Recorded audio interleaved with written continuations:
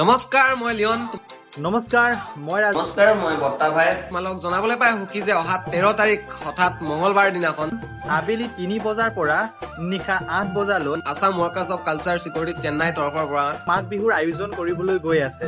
সেয়েহে চেন্নাইত থকা সকলো অসমীয়া ৰাইজক আমি সহায় সহযোগিতা বিচাৰিছো। ইয়াত আপোনালোকে কোনো ধৰণৰ মাচুল দিব নালাগে।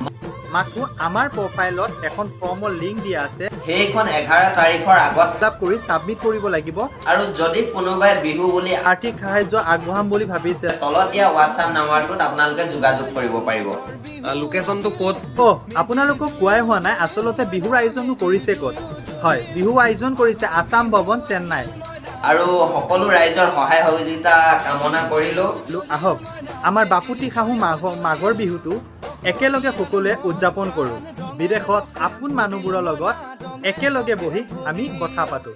আহিব বুলি আশা ৰাখিলোঁ। জয় আই অসম, জয় জুবিন দা। সকলোকে লগ পাম, সকলো আহিব।